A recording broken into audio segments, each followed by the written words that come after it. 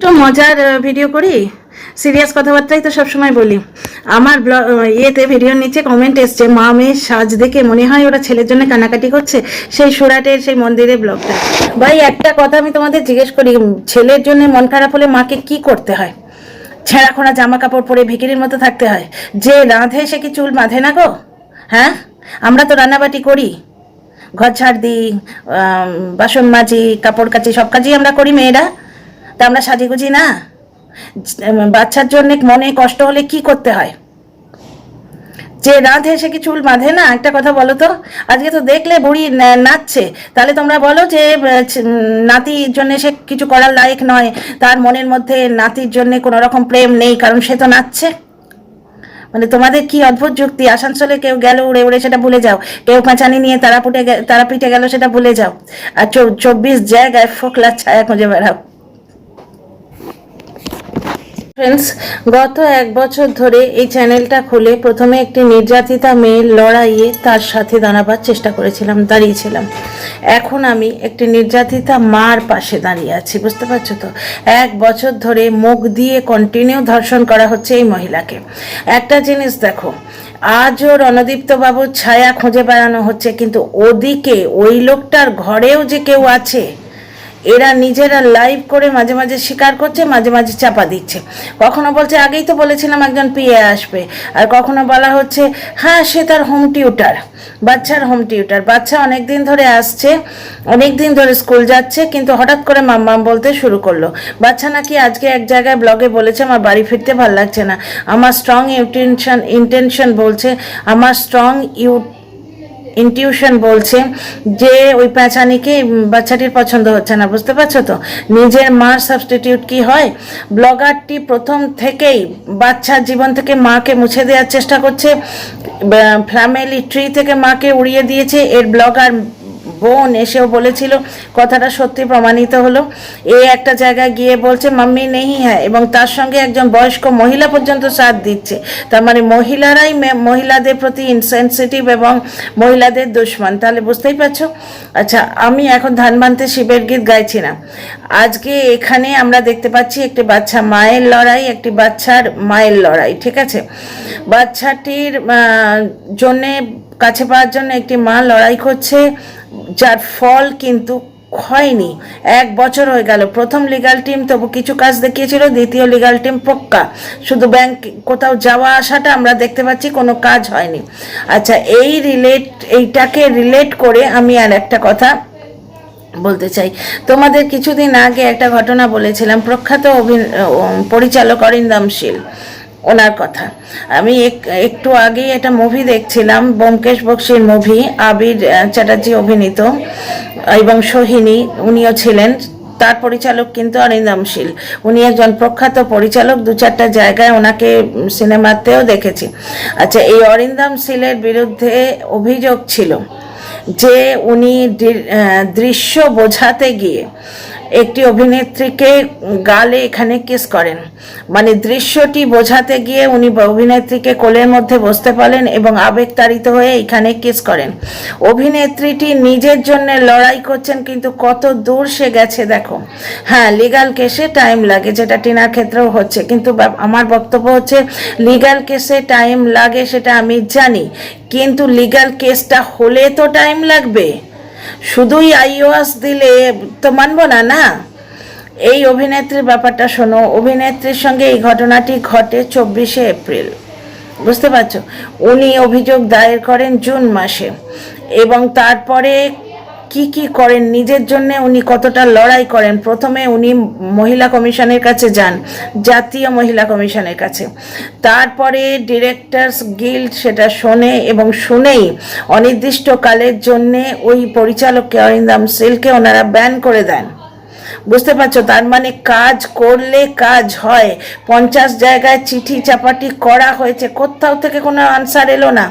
একটা ঘটনার সঙ্গে রিলেট করে আর একটা ঘটনাকে আমি প্রুফ করার চেষ্টা করছি, মাটার কষ্টটা তুলে ধরার চেষ্টা করছি, বুঝতে পারছো? একটা মা 1 বছর ধরে বাচ্চা ছেড়ে আছে, বাচ্চাটিও সুখে নেই, বাচ্চাটি বাড়ি ফিরতে চায় না, বুঝতে পারছো? তো মাকে SMS করে বিভিন্ন জায়গায় আমরা টের পেয়েছি। তো এইখানে একটা কথা শোনো, অভিনেত্রী নিজের জন্য লড়েছেন, কত লড়েছেন দেখো। জাতীয় মহিলা কমিশনের কাছে উনি গেছেন, তারপরে দক্ষিণ 24 পরগনার অন্তর্গত বিষ্ণুপুর থানায় উনি অভিযোগ FIR বা কোনো কিছু একটা করেছিলেন ওই পরিচালকের এগেনস্টে, বুঝতে পারছো, যেটা কিন্তু এই পরিচালক অস্বীকার করেছেন। এইখানে এই যে মেয়েটি, ইনিও একজন মহিলা, হ্যাঁ, ইনি যেহেতু অভিনেত্রী, একটা বড় এক্সপোজার আছে, নিজে কাজ করছেন, যার জন্য ওনার নিজের জন্য দাঁড়ানো একটা আছে, মানে এক্সপিরিয়েন্স আছে। উনি নিজের জন্য দাঁড়িয়েছেন, নিজের জন্য ফাইট করেছেন। এইখানেই আমার বক্তব্য যে ফাইট করতে হবে, ফাইট, নিজের জন্য দাঁড়াতে হবে, কারুর ওপর ভরসা করলে চলবে না। একটা ছোট্ট মেয়ে, ছোটই তো বলা চলে, তোমরা যতই মজা করাও, 3-4টে নোংরা দর্শক এসে আমার কমেন্ট বক্সে যতই মজা করাও, 24 বছর বয়স কি 25 বছর বয়সটা এমন কিছু ম্যাচিওর বয়স বলা চলে না। তার উপর সেই মেয়েটা 5 বছর একটা বন্দিদশার মতো জায়গাতেই ছিল। তাকে তিহার জেলে বন্ধ করে রাখা হচ্ছে তা বলছি না, কিন্তু একটা পাড়া গায়ে শ্বশুর বাড়ি হলে, তার উপর শ্বশুর বাড়ি, বাবার বাড়ি নয়, শ্বশুর বাড়ি হলে, বুঝতে পারছো, সেইখানে মানুষের কতটা এক্সপোজার, কতটা স্বাধীনতার, কতটা সেলফ কনফিডেন্স বাড়ে বলো তো। আজকে জ্বলনের মা নিজের ঠুমকা লাগিয়ে পুরো পৃথিবীর সামনে নেচে এলো, গিফটে পাওয়া চশমা পরে, সানগ্লাস পরে। কিন্তু টিনা যখন তার ননদের বাড়ি থেকে চুল কেটে কালার করে ফিরেছিল, তাকে জবরদস্তি নিয়ে গিয়ে ওই গ্রামের সেলুনে চুলটা কালো করিয়ে এনেছিল, বললো আমাদের এখানে এসব চলে না।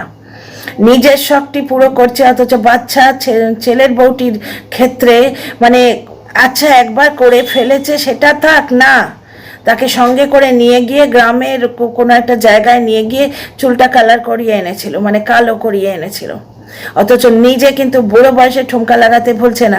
এইরকম পরিস্থিতিতে মেয়েটা ছিল, ট্রমাটাইজড হয়েছিল। প্রথম দিকে 7-8 মাস বাচ্চার কথা বলেনি, এক তো ওকে ভুল বোঝানো হয়েছিল, আর তার আগে সে আনসেটেলড ছিল। টিনার দাদার বিয়ের সময় আমরা নিজেরাই দেখেছি সে বাড়িতে ছিল না, বাইরে থেকে কোথা থেকে আসছে। আজকের ব্লগে উল্লেখ করলো এই কথাটা, যেটা আমি বারবার বলি যে এইখানেই আমার স্লিপার ছেড়ে গেছিলো, আমি চটি হাতে করে বাড়িতে এসেছিলাম, বুঝতে পারছো, বাইরে থেকে কোথাও থেকে আসছিল। তো যার নিজেরই তখন থাকার ঠিক নেই, সে বাচ্চাকে কথা বলবে কি করে? এইটা আইনের ক্ষেত্রে কোনো প্রবলেম হয় না। এইখানে দেখো 24শে এপ্রিল ঘটনাটি ঘটেছে, জুন মাসে ওই অভিনেত্রী এইটার এগেনস্টে স্টেপ নিয়েছেন, সঙ্গে সঙ্গে ফল হয়েছে। ডিরেক্টর্স গিল্ড অনির্দিষ্টকালের জন্য মিস্টার অরিন্দম শীলকে ব্যান করেছেন। মহিলা কমিশন, জাতীয় মহিলা কমিশন অরিন্দম শীল মহাশয়কে বলেছিলেন যে আপনি ক্ষমা চেয়ে চিঠি লিখুন, কিন্তু সেখানে ওই ডিরেক্টর উনি লিখেছিলেন আমার অনিচ্ছাকৃত ভুলের জন্য ক্ষমা প্রার্থী। এই অনিচ্ছাকৃত কথাটাতেও অবজেকশন জানিয়েছে। নিজের জন্য ফাইট করলে কিভাবে ফল হয় দেখো। তখন জাতীয় মহিলা কমিশন বলেন অনিচ্ছাকৃত কথাটা তুলে নিন, বুঝতে পারছো তো। তারপরে উনি বিষ্ণুপুর থানায় কিন্তু FIR করেছিলেন। এখানে আমরা দেখছি ওই যে মহিলাটি যে মুখ দিয়ে ধর্ষণ করে চলেছে, শুধু ওকে নয়, পীড়িতা মেয়েটিকে নয়, পীড়িতা মেয়েটির মা, পীড়িতা মেয়েটির 65 বছরের বয়স্ক ঠাকুমা, তাকে পর্যন্ত নাচনেওয়ালি থেকে কি যা তা বলে চলেছে। তার এগেনস্টে মেয়েটি স্টেপ নিতে চাইলে তার লিগাল অ্যাডভাইজার তাকে বাধা দিচ্ছে যে না, আমি বলেছি ওর বিরুদ্ধে কেস করতে হবে না, বুঝতে পারছো। কিন্তু এখানে অভিনেত্রী নিজের জন্য নিজে লড়েছেন, ওই জন্য উনি ফল পাচ্ছেন। আচ্ছা, এখানে ওই একই দুটো কেসের কিরম সিমিলারিটি তোমাদের বলছি, তোমাদের মনে খুব একটা কথা ওঠে না, সেই দিন কেন বাচ্চাটাকে নিয়ে এলো না? ওই পাড়াগাঁয় থেকে ওরা মেয়েটাকে বার করে আনতে পেরেছে, এটা অনেক। বাচ্চাটাকে ওরা আনতে দিত না, আনতে গেছিল টিনার মা, কোনো বাহুবলী যায়নি বা র্যাফ যায়নি। টিনা নিজেকে বাঁচাবার জন্য নোড়া হাতে দাঁড়িয়েছিল, নোড়া দিয়ে তালা ভাঙার জন্য দাঁড়িয়েছিল না। নোড়া দিয়ে তালা ভাঙা যায় না যদি দুটো মানুষ তোমাকে আটকাবার জন্য থাকে, আর যেখানে সে কন্টিনিউ মারধর খাচ্ছে। এখানে তো দেখতে পাচ্ছি তার বয়ফ্রেন্ড তাকে পিটিয়েছে, এই খবরটা বলে দিয়েছে তারই দলের লোক, এবং সেইটা নিয়ে খেললি উড়াচ্ছে পুরো ওয়াইটি। মেয়েটার মেন্টাল হেলথ ভগবান জগন্নাথ রক্ষা করুন। আচ্ছা, এখানে একটা জিনিস দেখো, এইখানে এই অভিনেত্রীর বিরুদ্ধে অরিন্দম শীল অভিযোগ তুলেছেন, ওই একই জিনিস যে অভিযোগটা টিনার এগেনস্টে তোলা হচ্ছে, যে জুন মাসে না, এপ্রিল, 24শে এপ্রিল যদি ঘটনাটা ঘটে, উনি শুটিং ক্যান্সেল না করে কন্টিনিউ করলেন কেন? অভিনেত্রী কোনো রকম ওইখানে তামাশা করেননি, উনি নিজে বলেছেন আমি কোনো তামাশা করতে চাইনি, যার জন্য ফ্লোরের কেউ কোথাও কাকপক্ষিতে জানতে পারেনি। তারপরেও কিন্তু উনি নিজের জন্য লড়েছেন এবং উনি ফল পেয়েছেন। লড়লে ফল হয়, লড়লে ফল হয়। একটা দৃশ্য বোঝাতে গিয়ে একটা অভিনেত্রীর গালে কিস করা, কোন পরিচালকের হাতে এই ইয়েটা থাকে, ক্ষমতাটা থাকে, মানে কি আইনি ক্ষমতা থাকে? একটা রোমান্টিক দৃশ্য বোঝাবার জন্যে কোলে বসিয়ে তাকে জিনিসটা বোঝাতে হয় কেন? যে অভিনেত্রী দিনের পর দিন অভিনয় করে আসছে, তাকে যদি বলা হয় এইভাবে যে আপনি হিরোর কোলে বসলেন, তারপর হিরো আপনাকে এইখানে কিস করলো, এটা যথেষ্ট নয়? আমরা আজকে 25 বছর 24 বছর ধরে রান্না করছি, আমাদের যদি বলা হয় যে শুকনো লঙ্কা না দিয়ে কাঁচা লঙ্কায় রান্নাটা করো, রান্নাটা করে দেখিয়ে দিতে হয় যে কাঁচা লঙ্কাটা এইভাবে দিও, বলে দিলেই তো হয়। সুতরাং বিভিন্ন টাইপের আইওয়াস দিয়ে কোনো লাভ নেই, বুঝতে পারছো তো? প্রত্যেকটা মানুষ এখন নিজের ওপর হওয়া অন্যায়ের বিরুদ্ধে গর্জে উঠছে, প্রতিবাদ করছে। আজকে দেখো এই রকম ছোটোখাটো কাজের জায়গায় যে ঘটনাগুলো ঘটছে, মেয়েরা বেশিরভাগ ক্ষেত্রেই ইগনোর করে, কিন্তু এখন নারী গর্জে উঠছে। সেদিন মিঠুন চক্রবর্তীর গলাতে আমাদের এই প্রতিবাদের স্বর আমরা দেখতে পেলাম। ওনার একটা হাতে প্লাস্টার ছিল, কিন্তু ওই প্লাস্টার নিয়ে ওনাকে কোনোভাবে ওই প্রচণ্ড ভিড়ের মধ্যে এসকর্ট করে কোনোরকমভাবে গাড়িতে তুলে দেওয়া হলো। সেখানে বসে উনি বললেন জনগণ গর্জে উঠেছে, বুঝতে পারছো? এই যে ডাক্তারের বিরুদ্ধে যে অত্যাচারটা হয়েছে, এই অত্যাচারটা ভার্চুয়ালি মেনে নেওয়া যাচ্ছে না। একটা মধ্যবিত্ত মধ্যবিত্ত ফ্যামিলিতে একটি ডাক্তার বানাতে গিয়ে বাপ মায়ের কি পরিমাণ কষ্ট হয় বলো তো, কি পরিমাণ পয়সা খরচ হয়, হার্ড আর্ন মানি, জীবনের পুঁজি পর্যন্ত দিয়ে তারা মানুষ করে। সেই মেয়েটি ছোট ছোট ড্রেস পরে বিছে নাচতে যায়নি, সে তার কর্মস্থলে ছিল। এই অভিনেত্রীর লড়াইটিও ঠিক তাই, তিনি তার কর্মস্থলে ছিলেন। এবং অরিন্দম শীলের এই কাণ্ড কারখানার বিরুদ্ধে অনেক অভিনেত্রী কিন্তু কথা বলেছেন। আরেকটি অভিনেত্রীর নামও উঠে আসছে। আমি যেটা তোমাদের এখানে বলতে চাইছি সেটা হচ্ছে লড়াইটার কথা বলছি, লড়াইটার কথা। এই যে মহিলা, এই যে অভিনেত্রী, ইনি প্রথমে কোথায় যান? জাতীয় মহিলা কমিশনে, তারপর 24 পরগনা জেলার অন্তর্ভুক্ত বিষ্ণুপুর থানায় উনি এফআইআর করেন। প্রত্যেকটা জিনিসে কাজের তো এফেক্ট হয়েছে। 24 এপ্রিল ঘটনার পর উনি জুন মাসে অ্যাকশন নেন, তাতেও কাজ হয়েছে, তাতেও কাজ হয়েছে। জাতীয় মহিলা কমিশন রয়েছে, হেন রয়েছে, তেন রয়েছে, তাদের কাছে গেলে তার মানে কাজ হয়। আমরা যারা লেম্যান, আমরা যারা জানি না ব্যাপারগুলো, তারা তো এই সমস্ত ঘটনা দেখেই বুঝতে পারি, তার মানে তাদের কাছে গেলে কাজ হয়, হয় না? যেখানে একটি মেয়েকে এইভাবে ছেড়ে খাওয়া হচ্ছে, অপর পক্ষের লোকটি বিন্দাস যা খুশি করে বেড়াচ্ছে, বিন্দাস যা খুশি করে বেড়াচ্ছে। আর একটি মেয়ের আধার কার্ডের পেছনে লোক লাগানো হচ্ছে। মেয়েটি অ্যাকচুয়ালি, আমি যেটুকু জানি, ডিভোর্সের আগে কোনো রকম ডকুমেন্ট চেঞ্জ করা যায় না, বুঝতে পারছো তো? সুতরাং সে টিকিট কেটেছে, সেখানে আধার কার্ডের কপি চেয়ে এরা অ্যাপ্লাই করেছে। এইগুলো বলছে তো, অন্তত এগুলো সামনে তো আসছে যে উপক্ষ থেকে কিছু কাজ হচ্ছে। যাই হোক, পৃথিবীর সমস্ত নারীরা এখন জেগে উঠেছে, নিজের লড়াই নিজে লড়ছে। আমি টিনাকে বলতে চাই, মাগো, নিজের লড়াই নিজেকে লড়তে হয় এবং জাগরুকভাবে লড়তে হয়, ঠিক আছে? জাগরুকভাবে লড়তে হয়, নিজের পয়েন্টগুলো নিজের মনে আলোচনা করতে হয় যে এইটা যেটা হচ্ছে এটা কি ঠিক হচ্ছে, এটা কোনো আইওয়াস নয় তো, আমি একটা কাজ করে বসে রইলাম, সেটার ফল কেন হচ্ছে না? দ্বিতীয় কথা, আমি কি কাজটা করে এলাম, আমাকে সই করতে বললেই আমি সই করব না, আমি আগে দেখবো আমায় কোথায় সই করানো হচ্ছে, বুঝতে পারছো? তো যাই হোক, আমি দুটো ঘটনার সিমিলারিটি তুলে ধরতে চেয়েছি। ওখানেও একটি মেয়ে তার নিজের জন্য রুখে দাঁড়িয়েছে এবং এখানে একটি মা তার সন্তানের জন্য লড়াই করছে। আমার মতে টিনার ডিভোর্স নিয়ে নেওয়া উচিত।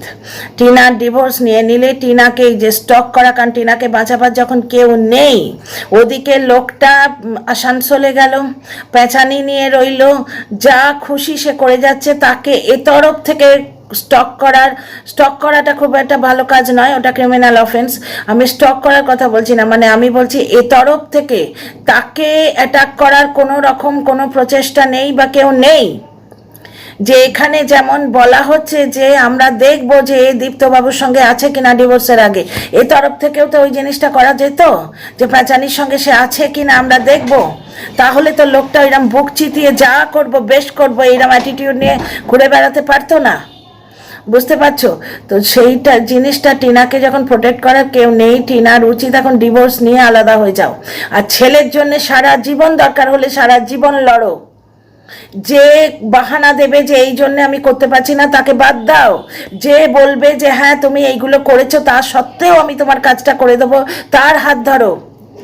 পয়সা তুমি দিতে রাজি আছো, মেহনত তুমি দিতে রাজি আছো, সুতরাং তোমার রেজাল্ট চাওয়া উচিত। বুঝতে পারছো? রেজাল্ট চাওয়া উচিত। 2রা সেপ্টেম্বর এতদিন পরে একটা গার্জেনশিপের কেস হয়েছে, মানে বাচ্চাকে মা একটু গাল টিপতে পারবে, বাচ্চা পার্মানেন্টলি মার কাছে আসবে এই আশা কিন্তু দেয়া হয়েছিল। বাচ্চার কথা মা 7-8 মাস বলেনি, জেনেও মাকে আশা দেয়া হয়েছিল। সেই মাটি শুধু কেঁদে কেঁদে মরছে, এখন বিচারের বাড়ি নিভৃতে কাঁদছে। আর আমরা দর্শকরা আমরাও গুমড়ে গুমড়ে যাচ্ছি যে বাচ্চা কোথায়, বাচ্চা কোথায়, মার কাছে কবে আসবে। বুঝতে পারছো তো? এইখানে দুটি লড়াকু নারীর কথা আমি বললাম, এক রূপাঞ্জনা একজন অভিনেত্রী, টিনা একটি মা। বুঝতে পারছো? লড়লে কিন্তু তার ফল হয়। আমার মতে ডিভোর্স দিয়ে এই কেচ্ছা কাহিনী থেকে আলাদা হয়ে যাও, আলাদা হয়ে যাও, বাদ দিয়ে দাও সব কিছু, দিয়ে ছেলের জন্যে লড়তে থাকো। এটা আমার মতবাদ। দর্শক বন্ধুরা, তোমাদের মহামূল্যবান মতবাদ জানিও কমেন্ট বক্সে। আর সরকারকে এনে যে আইওয়াসটি দেওয়ার চেষ্টা হয়েছে, সেই ভুল ভ্রান্ত ধারণায় কেউ, ভ্রান্ত ট্র্যাপটায় কেউ পা দিও না। ইন্টেলিজেন্ট মানুষ যারা, তারা তো বুঝতেই পারছো যে সরকারকে একটা ভিলেন হিসেবে সামনে দাঁড় করিয়ে দেওয়া হয়েছে। এবার তোমরা সরকারকে নিয়ে আলোচনা করো, সরকার ব্ল্যাকমেল করছে, হ্যালো করছে। সরকার যদি ব্ল্যাকমেল করতো, টিনা এতদিনে স্বাভাবিকভাবে ব্লগ দিতে পারতো? আজকে দুধ থেকে মাছের মতো সরকারকে তুলে ফেলে দিল আমার বাচ্চা লাগবে বলে। ও ভালো হলো, ও বয়ফ্রেন্ড থেকে আলাদা হয়ে গেল, ঠিক আছে। সরকার কিন্তু চুপচাপ সরে গেছে। আজকে দীপ্ত যে চ্যানেল খুলে লাইভ করে বলছে, ঠিক এইভাবে সে টিনাকে বেচতে পারতো তো। একে হাজব্যান্ড বেচছে, তারপর যদি বয়ফ্রেন্ড বেচতো, এসে টিনার কি অবস্থা হতো বুঝতে পারছো? ওই লোকটা, ওই যে সরকার বলে লোকটা, টিনাকে কোন নরকে টেনে নিয়ে যেতে পারতো, বুঝতে পারছো? সেটা সে করেনি। শুধু শুধু ভাবে তাকে যেভাবে সোমালিকে ভিলেন বানানো হয়েছে, একে ভিলেন বানিয়ে আইওয়াস দেয়া হচ্ছে। বুঝতে পারছো? হঠাৎ করে টিনার প্রতি এত দরদ কেন ভাই? অপোজিট পক্ষের লিগাল অ্যাডভাইজারদের জিজ্ঞেস করছি, এত দরদ টিনার জন্য কেন? টিনা তো নোংরা মেয়ে ছেলে ছিল, তাই না? তো যাই হোক, দুটি লড়াকু নারীর কথা আমি তুলে ধরলাম। আমি সবসময় মানে নির্যাতিত মেয়েদের পাশে দাঁড়িয়েছি, মেয়েদের লড়াইয়ের সাথে আছি। বুঝতে পারছো তো?